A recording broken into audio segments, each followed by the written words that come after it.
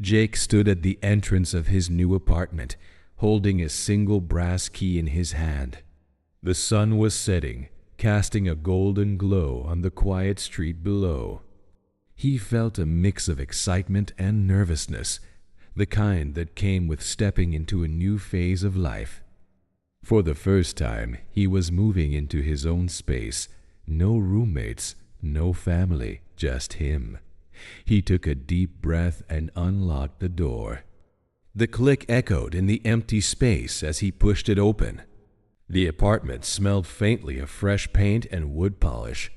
Sunlight streamed through the large living room window, reflecting off the bare, cream-colored walls. The hardwood floor creaked softly under his feet as he stepped inside, taking in the silence. The living room was spacious but completely empty, except for a folded piece of paper on the kitchen counter. Jake set down his backpack and approached it.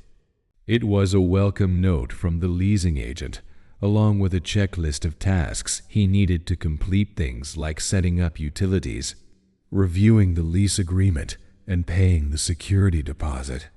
He reread the list, feeling a small knot form in his stomach. This was all new to him. Signing documents, handling payments, it felt overwhelming. Still, he was determined to figure it out. Jake's phone buzzed in his pocket. It was a message from his mom. "Good luck today. Call me if you need anything." He smiled, reassured. Turning his attention back to the apartment, he opened the door to the kitchen. The cabinets were empty, the fridge hummed quietly, and the stove still had its instruction manual taped to the glass. He made a mental note to go grocery shopping soon. Walking into the bedroom, Jake noticed how quiet the space felt. The large window showed a view of the street below, but there were no curtains yet. Just a bare light bulb hung from the ceiling. The bathroom was clean, but missing essentials like toilet paper and towels. Returning to the living room, Jake sat on the floor and glanced again at the checklist. The next step was meeting with the leasing agent to go over the rental agreement and clarify payment details. He decided to prepare some questions for their meeting the next morning. Feeling a bit more in control, Jake leaned back against the wall. The apartment was still empty, but it was his. This was just the beginning. The next morning, Jake arrived at the leasing office on time, holding the checklist he had received the day before. His stomach tightened as he pushed open the glass door. The receptionist, a friendly woman with short blonde hair, greeted him with a warm smile. "Good morning. Are you here for the lease review?" she asked. "Yes, I'm Jake. I just moved into apartment 3B, he replied, trying to sound confident. "Great. Please have a seat. Mr. Reynolds will be right with you." Jake nodded, sitting in a soft chair while glancing around the bright office. Framed photos of the apartment complex hung neatly on the walls, and a small coffee station sat in the corner. Moments later, a tall man in a gray suit emerged from an office door. "Jake, nice to meet you. I'm Mr. Reynolds. Let's go over the lease agreement, shall we?" he said, extending his hand.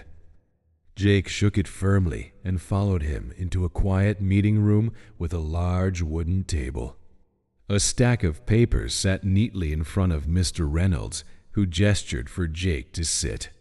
"All right," Mr. Reynolds began, flipping through the first page. "This is your lease agreement. It outlines the terms of your stay, including your monthly rent, security deposit, and basic rules of the property." Jake nodded, glancing at the document. The words felt formal and slightly intimidating. "So, the rent is $1,200 per month, correct?" Jake asked, wanting to be sure. "Exactly," Mr. Reynolds confirmed. The rent is due on the 1st of each month. If it's late, there's a $50 late fee. Jake scribbled a note on his checklist. Pay rent by the 1st, avoid late fees. And the security deposit, how much was that again? $500, Reynolds said, tapping a line in the contract. This covers any potential damages during your stay. It's refundable if the apartment is returned in good condition. Jake nodded again, scanning the page carefully. Got it. Do I pay the deposit today, or was that included in the move-in cost? Good question, Reynolds said, flipping to another section. It was already included when you signed the initial papers. No additional payment is required today. Jake felt a wave of relief. Okay, that makes sense. Mr. Reynolds continued, explaining the remaining terms. Jake learned about utilities, water, electricity, and internet, all of which needed to be set up separately. He also clarified the rules about noise levels, trash disposal, and the shared laundry room schedule. Before they wrapped up, Jake reviewed his notes. Just to confirm, rent is due on the 1st, utilities are separate, and the security deposit is refundable. Did I miss anything important? Mr. Reynolds smiled. No, you covered everything perfectly. I'll just need you to sign here. Jake picked up the pen, feeling a bit more confident. He signed his name carefully, sealing the agreement. Congratulations, Jake. You're officially settled in, Mr. Reynolds said, handing him a copy of the signed lease. As Jake stepped out of the office, the sunlight felt a little warmer on his face. The legal stuff was done. Now, it was time to explore his new home. Jake returned to his apartment later that afternoon, holding the signed lease agreement carefully in a folder. The sense of relief from earlier had faded slightly as he stood in the middle of the empty living room. The silence felt heavier now, the emptiness of the space more obvious. He set the folder on the kitchen counter and took a slow look around. The living room was larger than he remembered during the initial tour, with sunlight casting long streaks on the hardwood floor. The white walls felt bare, almost too plain. Jake decided to explore each room more closely, hoping to make the space feel a bit more like home. The kitchen was simple but functional. Light wooden cabinets lined the wall, and the countertops were smooth and clean. The stainless steel sink reflected the overhead light, and the fridge hummed quietly in the corner. Jake opened it. Empty, except for a single bottle of water left behind from the last tenant. He opened a few cabinets. Also empty. No plates, no glasses, not even a roll of paper towels. Guess I need to make a shopping list, he muttered, grabbing his phone. Jake moved to the bedroom next. It was a decent size with a large window that let in plenty of natural light. The closet doors were wide open, revealing wooden shelves and a hanging rod. The bed frame hadn't arrived yet, leaving just the carpeted floor. He thought for a moment about how odd it felt to sleep in an empty room. He made another mental note: buy curtains and a bed frame. The bathroom was next. Clean, but basic. A white shower curtain hung from a rod, but there were no towels, no toiletries, not even a soap dispenser by the sink. Jake turned on the faucet just to test it. Cold water flowed immediately. Returning to the living room, he sat down on the floor, leaning against the wall. His checklist from earlier was still there, staring back at him. Set up utilities. Buy kitchen supplies. Grocery shopping. The apartment felt unfinished, but at the same time, it was his space. Jake pulled out his phone and opened a notes app. He began typing a list: plates, cups, utensils, towels, soap, toilet paper, curtains for the bedroom cleaning supplies. After a moment of thought, he added, something to make it feel like home, a photo frame. A plant? He wasn't sure yet, but he knew this apartment wasn't just a place to sleep. He wanted it to feel comfortable. Jake stood up, stretched, and grabbed his keys. First stop, the store. Jake stepped into the local supermarket, the automatic doors sliding open with a quiet hiss. The bright fluorescent lights and rows of neatly stocked shelves made the space feel overwhelming. He had been to grocery stores before, but this time felt different. He wasn't just picking up snacks. He needed essentials. Gripping his phone, he reopened the list he had made earlier and grabbed a shopping cart. Okay, he muttered to himself, kitchen supplies first. The housewares section was quieter than the rest of the store. Jake walked slowly along the shelves, scanning for plates and cups.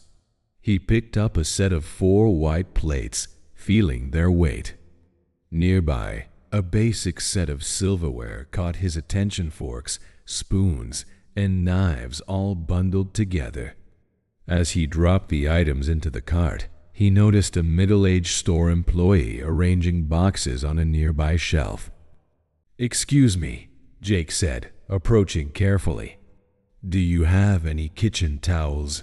The employee turned with a friendly smile. "Sure, they're just over in aisle 6, next to the cleaning supplies."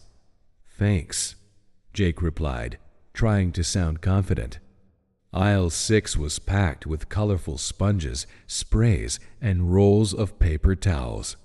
Jake grabbed a set of microfiber towels and a pack of sponges, tossing them into his cart. He paused, double-checking his list. Plates, cups, utensils check.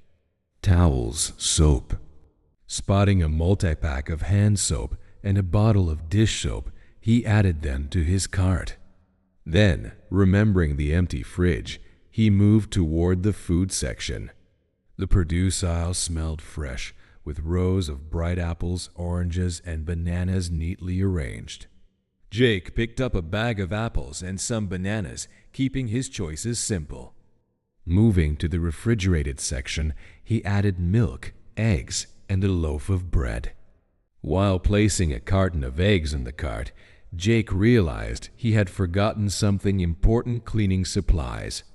Turning back, he scanned the shelves for a basic all-purpose cleaner and a box of trash bags. The shopping cart was nearly full when he reached the checkout line. A young cashier greeted him with a polite smile. "Find everything you need today?" she asked as she began scanning the items. "Yeah, I think so." "It's my first time shopping for an apartment," Jake replied, feeling a bit awkward but honest. "Oh, nice. Moving in." "Yeah, just got the keys yesterday." The cashier nodded while bagging the items. "You're all set." "That'll be $78.50. Jake swiped his card, and the receipt printed with a soft beep. As he loaded the bags into his car, he felt a mix of relief and satisfaction. The apartment still needed a lot, but he was making progress. One step at a time. Jake returned to his apartment, carefully balancing the grocery bags as he unlocked the door. The familiar creak of the floor greeted him as he stepped inside. He set the bags on the kitchen counter and began unpacking, placing the plates in the cabinet, arranging the silverware in a drawer, and stacking the towels neatly under the sink. The apartment still felt quiet, but the small additions made a difference. Just as he was putting the last items away, there was a knock on the door. Jake paused, slightly startled. He hadn't expected anyone. He opened the door to find a man about his age, with short brown hair and a friendly smile. He wore a casual gray hoodie and jeans, holding a small potted plant with a note attached. "Hey, you must be new here." "I'm Matt. I live across the hall in 3A, the man said, offering the plant. "Oh, yeah." "I'm Jake.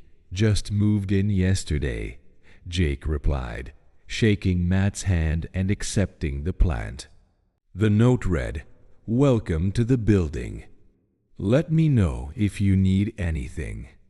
"Thanks, this is really nice," Jake said, placing the plant on the kitchen counter. "I was actually just unpacking some stuff."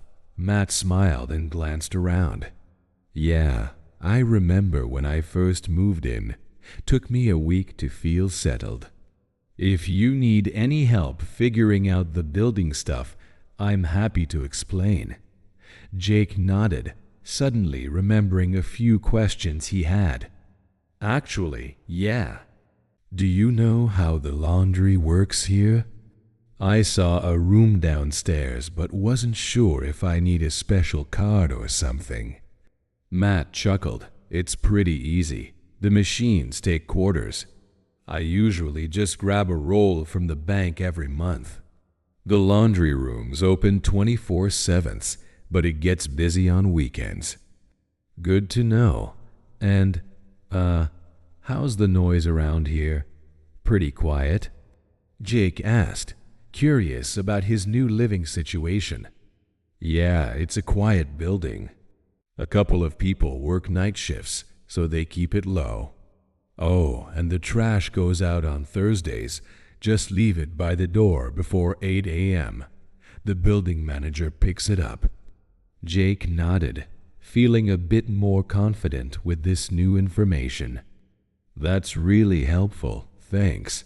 I was kind of figuring things out on my own here." "No problem. Moving can be stressful. If you ever need a hand or if you run out of quarters, just knock," Matt added with a grin before heading back to his apartment. Jake closed the door and glanced around. His space still felt a bit empty, but the small plant on the counter and the friendly conversation had made it feel a little warmer. Later that evening, Jake was finally starting to feel more comfortable in his new apartment. The kitchen was stocked, the space felt a little less empty, and the friendly chat with Matt had reassured him he wasn't completely alone in this new chapter of his life. He decided to wash some of the dishes he had bought earlier. Turning the faucet, he let the water run over the plates and reached for the dish soap. But as he started scrubbing, he noticed a faint dripping sound. Drip, drip. Jake frowned, leaning closer to the sink. The sound was louder now, echoing slightly beneath the counter. He bent down, opened the cabinet below the sink, and spotted it immediately, a slow but steady leak from the base of the pipe. "Great," he muttered, closing the cabinet. Jake straightened up and tried tightening the faucet handle, but the drip continued. Remembering the leasing agent's checklist, he flipped through the papers on the kitchen counter until he found the contact number for maintenance. He hesitated. Would they think it was a dumb question?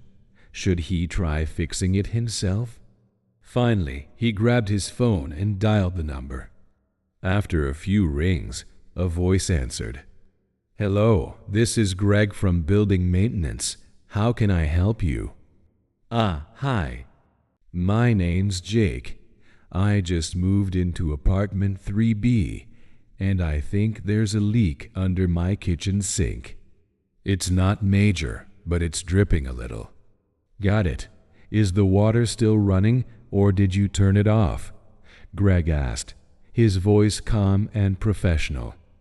"I turned it off, but it's still dripping." "Okay, no problem. It sounds like a loose seal. I can send someone over tomorrow morning to fix it. Will you be home around 9 a.m.? "Yeah, that works.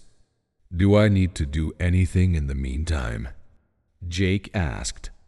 Just avoid using the sink too much, and if the dripping gets worse, give me a call back. Thanks. I appreciate it, Jake said, feeling relieved as he hung up. He placed a bowl under the leak just to be safe and returned to the living room.